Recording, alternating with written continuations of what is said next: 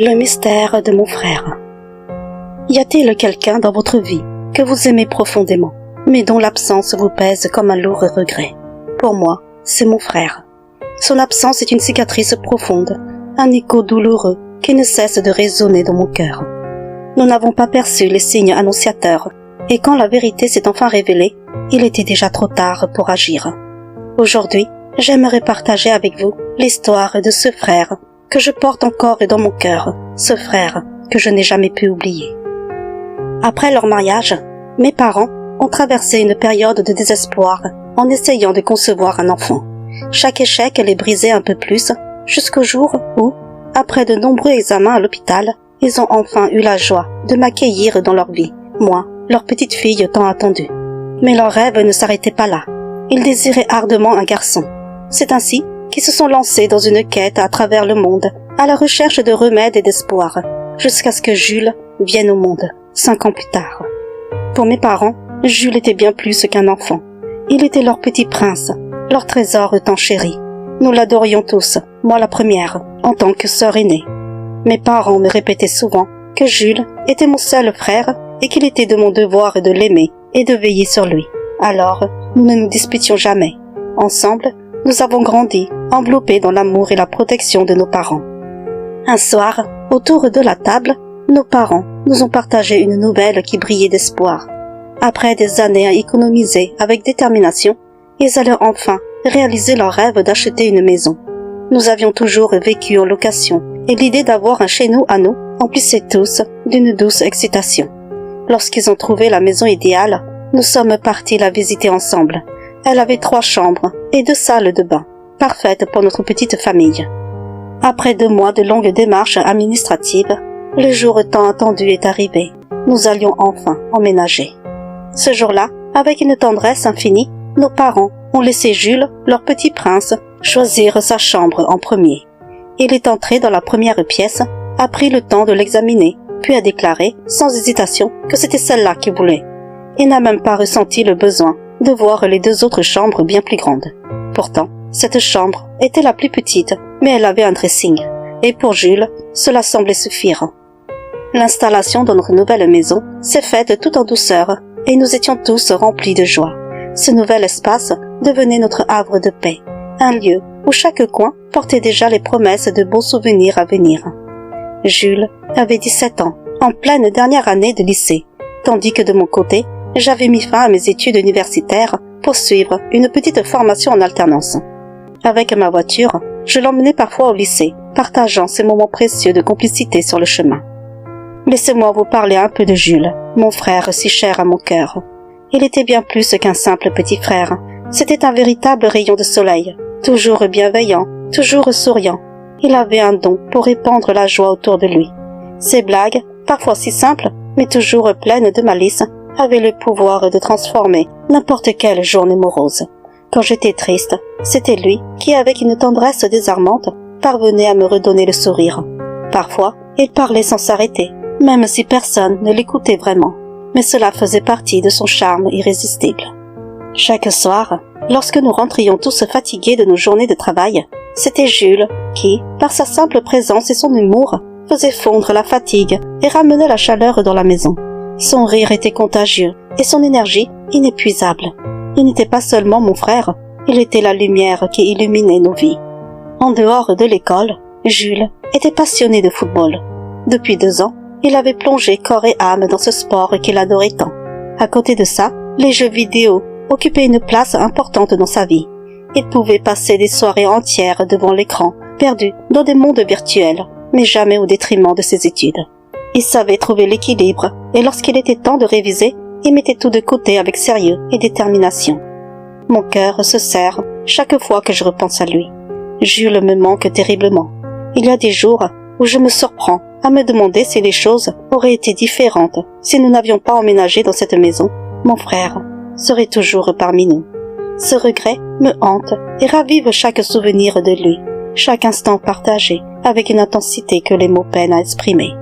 Je vais vous raconter comment tout a commencé. Peu de temps après notre emménagement, mes parents ont offert un téléphone portable à Jules. À partir de ce moment, quelque chose a changé. Lui qui passait rarement du temps dans sa chambre, a commencé à se renfermer de plus en plus souvent. Ce frère est toujours si présent, si joyeux, s'isolait peu à peu. Chaque fois que je frappais à sa porte pour le voir, je le trouvais absorbé par son téléphone. Ni moi, ni mes parents ne nous sommes inquiétés à l'époque, pensant simplement qu'il discutait avec ses nombreux amis comme à son habitude. Mais les jours ont passé et Jules a commencé à changer. Ses paroles se faisaient rares, ses éclats de rire, autrefois si contagieux, s'éteignaient peu à peu. Il ne cherchait plus à discuter avec nous, et quand nous tentions d'engager la conversation, il se contentait de répondre par quelques mots, presque mécaniques. Le Jules que nous connaissions, si expressif, mais plein d'humour, semblait s'éloigner de nous. Lorsque nous lui demandions ce qui n'allait pas, pourquoi il n'était plus comme avant, il nous répondait simplement qu'il grandissait, qu'il allait avoir 18 ans, et que c'était normal qu'il change. Un soir, Jules m'a demandé de le déposer au parc pour s'entraîner un peu au foot. J'étais persuadée qu'il allait y retrouver des amis, comme il le faisait souvent le week-end. Alors je l'ai emmené sans y penser. Mais une fois arrivé là-bas, il était seul. Personne n'était là. Alors, je lui ai dit que je reviendrais dans 1 heure le récupérer. Il a simplement acquiescé, comme s'il était perdu dans ses pensées. 1 heure plus tard, je suis revenue au parc pour le récupérer. En le cherchant de regard, je l'ai aperçu, assis sur l'herbe. Ce qui m'a surpris, c'est qu'il parlait tout seul. Au départ, j'ai pensé qu'il était au téléphone, mais en m'approchant, j'ai remarqué qu'il n'y avait aucun téléphone, juste lui, seul, faisant des gestes avec ses mains, comme s'il discutait avec quelqu'un d'invisible. Mon cœur s'est serré, un sentiment d'inquiétude m'a envahi. Pourquoi parlait-il ainsi, tout seul dans ce parc désert?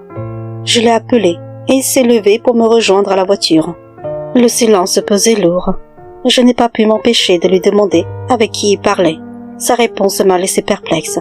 Il m'a dit qu'il ne parlait à personne, juste à lui-même. J'ai essayé de cacher mon inquiétude et je lui ai simplement répondu que s'il avait besoin de parler, j'étais là, prête à l'écouter et à l'aider. Il a simplement hoché la tête. À partir de ce jour-là, presque chaque soir, Jules insistait pour que je le dépose au parc. Chaque refus de ma part le mettait hors de lui. Il se mettait en colère, furieux, et claquait la porte de ma chambre avec une violence qui me blessait profondément. Un soir, il est venu me demander une fois de plus de l'emmener au parc. J'étais débordée par mes devoirs et je lui ai dit que je ne pouvais pas. Sa réaction a été brutale. Il s'est énervé et m'a ordonné de l'y conduire, comme si cela était devenu une nécessité absolue pour lui. Exaspérée par son comportement que je ne reconnaissais plus, j'ai pris sur moi et je lui ai demandé pourquoi il tenait tant à aller au parc tous les soirs. Pourquoi cette obsession soudaine? Il m'a alors lancé un regard furieux, rempli d'une colère que je n'avais jamais vue en lui, et m'a dit des mots qui m'ont transpercé. « Je te déteste ». C'était la première fois qu'il me disait cela. Mon cœur s'est brisé, et les larmes ont commencé à couler sans que je puisse les retenir. Mais au lieu de me consoler, comme il l'aurait fait autrefois en voyant ma tristesse, il m'a complètement ignoré. Puis, décidé, il est sorti de la maison, prêt à marcher 1 heure s'il le fallait pour se rendre au parc à pied. C'est à ce moment-là que ma mère est rentrée du travail. Inquiète, je lui ai dit que Jules avait décidé d'y aller seul à pied. Sa réaction ne s'est pas fait attendre. Elle m'a supplié de le rattraper en voiture, craignant pour lui. Alors j'ai pris ma voiture et je suis partie à sa poursuite. Je l'ai trouvé marchant sur le trottoir, déterminé. Roulant au pas à côté de lui, je lui ai demandé, supplié même, de monter dans la voiture. Mais il a refusé, encore en colère contre moi. J'ai insisté, je me suis même excusée, implorant son pardon, mais il est resté inflexible. Il m'a simplement dit qu'il se débrouillerait par ses propres moyens et rentrerait seul. Désemparée, exaspérée, j'ai finalement fait demi-tour, le cœur lourd, et je suis rentrée à la maison. 1 heure plus tard, l'inquiétude m'a poussée à retourner au parc pour récupérer Jules. Comme la dernière fois, je l'ai trouvé assis tout seul, à quelques mètres du parking. Ce qui m'a frappé, c'est qu'il semblait discuter joyeusement avec quelqu'un. Mais personne n'était là. Un frisson d'inquiétude a parcouru mon dos. J'ai klaxonné pour signaler ma présence, et quand il m'a aperçu, il est venu vers la voiture, sans dire un mot. Le trajet de retour a été lourd, étouffé par un silence oppressant. Aucun de nous n'osait briser cette barrière invisible qui s'était dressée entre nous. L'atmosphère était glaciale, bien loin de la complicité que nous partagions autrefois. Ce soir-là, mes parents, tout aussi préoccupés que moi, ont tenté d'engager la conversation avec Jules. Il voulait comprendre pourquoi il se comportait ainsi, pourquoi il avait tant changé. Mais Jules restait muré dans son silence, comme si leurs paroles ne l'atteignaient plus. Ma mère, submergée par l'émotion, s'est mise à pleurer, suppliant presque pour qu'il lui donne une raison, une explication, quelque chose. C'est alors que Jules a explosé et s'est levé brusquement, les yeux remplis de colère, et leur a crié « Pourquoi posez-vous autant de questions, vous les vieux ?» Ces mots durs, crachés avec une violence inattendue, ont laissé ma mère en larmes, dévastée par l'incompréhension. Jules s'est alors réfugié dans sa chambre, claquant la porte derrière lui. Ce soir-là, notre maison, habituellement remplie de chaleur, se plongeait dans une tristesse palpable. Mon père, lui aussi bouleversé, a passé la soirée à consoler ma mère, lui assurant qu'il parlerait à Jules une fois qu'il se serait calmé. Un soir, alors que j'étais tranquillement installée dans le salon, j'entendais Jules jouer avec son ballon dans le jardin, comme il le faisait souvent. Soudain, un bruit sourd m'a fait me retourner précipitamment. Et là, l'horreur. Jules était allongé sur l'herbe, immobile. Mon cœur a manqué un battement, et je me suis précipitée dehors pour voir ce qui se passait. En arrivant près de lui, j'ai compris qu'il faisait une crise d'épilepsie. La panique m'a envahi, mais j'ai rassemblé tout mon courage pour appeler les secours. Les minutes qui ont suivi ont semblé durer une éternité. Quand les secours sont arrivés, Jules était toujours inconscient. Ils l'ont transporté d'urgence à l'hôpital, et sans hésiter, je suis montée dans l'ambulance à ses côtés, le cœur serré par l'inquiétude. En route, j'ai appelé mes parents, leur demandant de nous rejoindre à l'hôpital au plus vite. À l'hôpital, les médecins ont fait passer des examens à Jules. L'attente était insoutenable. Chaque seconde semblait être une éternité. Quand mes parents sont enfin arrivés, le médecin nous a pris à part pour nous annoncer la terrible nouvelle. Jules avait une hémorragie cérébrale et devait être opéré d'urgence. Cependant, le neurochirurgien n'arriverait que dans 1 heure pour l'opérer. Nous sommes alors allés voir Jules, le cœur lourd d'angoisse. Quand il a ouvert les yeux et qu'il nous a vus, des larmes ont brillé dans les siens. Malgré la douleur et la peur, il a trouvé la force de nous demander pardon. Pardon pour l'inquiétude qu'il nous avait causée, pardon pour tout. Il nous a ensuite murmuré d'une voix tremblante que si jamais il ne survivait pas à l'opération, il voulait que nous sachions qu'il nous aimait plus que tout au monde. Ces mots, si chargés d'émotion, m'ont brisé le cœur. Puis, avec une hésitation palpable, mais une étrange détermination, Jules nous a dit qu'il avait des choses importantes à nous confier. Ce qu'il nous a révélé ensuite a bouleversé tout ce que nous pensions savoir. Il nous a raconté qu'après notre emménagement dans la maison, alors qu'il rangeait ses vêtements dans le dressing de sa chambre, il avait découvert, au fond du mur, un numéro de téléphone griffonné à la hâte, accompagné d'un prénom, Jenny. Curieux, et pensant que c'était sûrement le numéro d'une ancienne habitante, une fille qui avait vécu là avant nous, il avait décidé de l'appeler. À l'autre bout du fil, une voix lui avait répondu, et très vite, une relation étrange s'était nouée entre eux. Depuis ce jour, il passait tout son temps à discuter avec elle, s'isolant peu à peu de nous.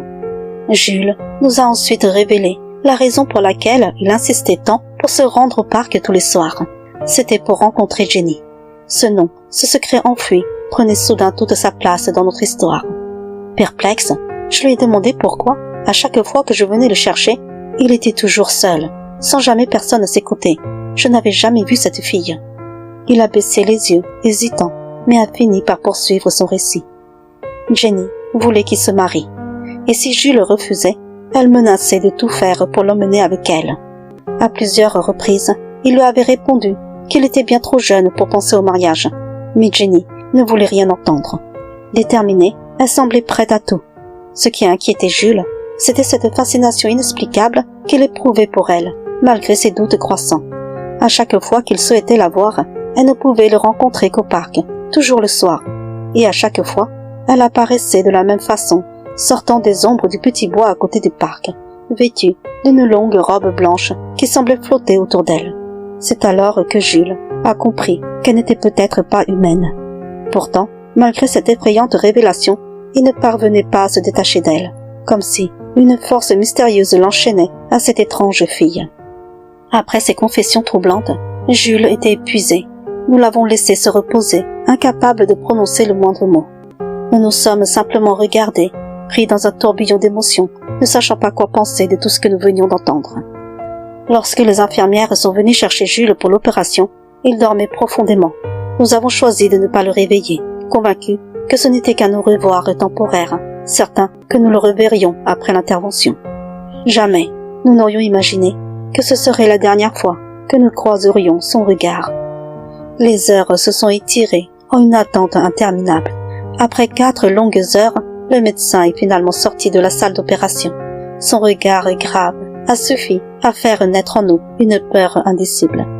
Il nous a expliqué que tout le sang avait été drainé du cerveau de Jules, mais que le cerveau ne fonctionnait plus, bien que son cœur continue de battre, soutenu uniquement par une machine. Ces mots ont résonné comme un coup de tonnerre. Puis, d'une voix douce mais lourde de conséquences, il nous a invités à entrer pour voir Jules et à réfléchir à la décision la plus difficile de notre vie, le maintenir en vie artificiellement ou accepter de le laisser partir. En entrant dans la chambre, le choc a été brutal. Jules était là, branché à d'innombrables machines, sa tête enveloppée de pansements, son corps si immobile. La vue de ce garçon que nous aimons tant, réduit à cet état, a été insupportable. Mes parents se sont effondrés en larmes, criant leur douleur et leur incompréhension. « Pourquoi ?» répétait ma mère brisée. « Pourquoi le ciel veut-il nous arracher notre fils, alors que nous avons tant peiné à l'avoir ?» Je ne pouvais retenir mes propres larmes. La souffrance dans cette pièce était palpable, presque étouffante. Nous étions tous là, unis dans notre douleur, devant cette scène tragique qui nous semblait irréelle. Plus tard, après de longues discussions empreintes de larmes et de désespoir, nous avons pris la décision la plus déchirante de notre vie. Nous avons choisi de débrancher Jules. Il ne servait à rien de prolonger une vie sans espoir, sans conscience. Avec une infinie tristesse, nous avons fait nos adieux et ils l'ont débranché, emportant avec eux le dernier souffle de mon frère et une part de nous tous. Après les funérailles, la nuit a apporté un rêve étrange, mais réconfortant. Dans ce rêve, mon frère était là, illuminé par une lumière intense. Il tenait la main d'une fille, et leur amour semblait éclatant dans cette lueur. Il m'a souri avec une douceur infinie, avant de s'éloigner avec elle vers la lumière, laissant derrière lui une impression de paix. Mon cœur se serrait de joie pour lui, sachant qu'il semblait heureux, mais une profonde tristesse m'envahissait aussi, consciente qu'il ne serait plus jamais là pour nous.